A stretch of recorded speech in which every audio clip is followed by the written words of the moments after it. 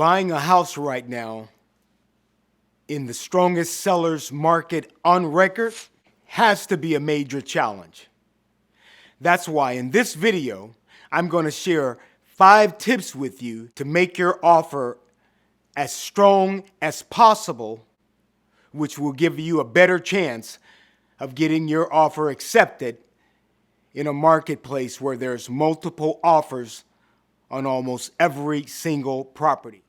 Hello again, this is real estate broker Daryl Williams with Win-Win Realtors here in Southern California. In this video, we're going to share strategies and tips that will assist you in making your offer as strong as possible. So let's get started. The most critical piece of the puzzle when buying a house in this market is to make sure you are completely pre-approved.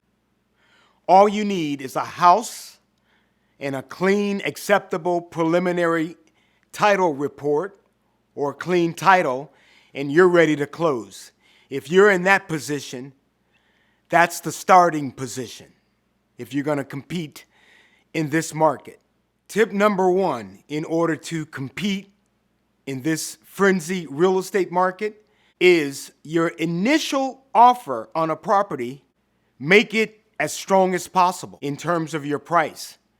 The old school of thinking is to start off low and have room to go up. In this frenzy market, you need to make your strongest offer initially and basically have room where you could negotiate terms and or conditions.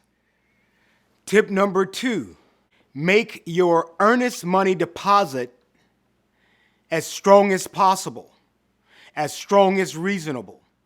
There is no particular amount by law that you have to make with your earnest money deposit.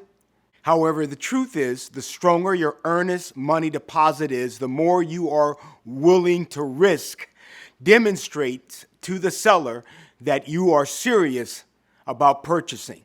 So if you're looking at houses that are around $700,000, make your earnest money deposit $10,000, $15,000, or $20,000. Tip number 3, carefully research the values of the homes in the areas that you're planning to purchase. Knowing what those values are will help you gauge how far you can push your offer. It will help you gauge if you could make concessions as it relates to contractual contingencies, such as an appraisal contingency. Tip number 4, know how much money you have to invest so you can know when you're out of the game. I'm sure you've watched the television show Shark Tank, and you hear the sharks sometimes one by one say, "I'm out." Know when you are out of the game.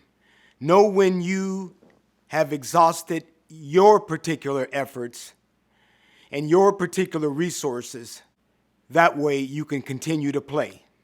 Tip number 5, when making an offer, consider removing some or all of the contractual contingencies. Now, if you do this, you really need to pay attention to the big picture or what's going on when making your offer. You need to make sure that your agent is completely aware of what contingencies that you can concede or what contingencies that you cannot without creating a major problem for yourself. To give you an example, a lot of investors, they make offers and remove all contingencies with their offer. They'll make an all-cash offer. The investors will make an all-cash offer and remove all of the contingencies so they can compete or ultimately be the successful bidder or winning offer, if you will. Now, the contractual contingencies are there to protect you, the buyer. The major ones in all contracts are the loan contingency, the appraisal contingency, the inspection contingency, and the prelim contingency. Those are some of the major ones. You need to be aware of how real estate works if you consider using this tip and or strategy to be the successful offer. And here's a bonus tip.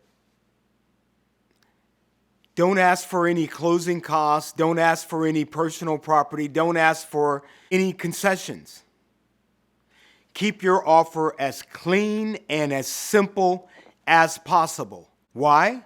Because it's likely your competition's offers are going to be as clean and as simple as possible in this frenzy buying market. I'm Darrell Williams. This is Win-Win Realtors here in Southern California. If this video has been of value to you, please like, share, and subscribe. Thanks for watching, and I'll see you in the next video.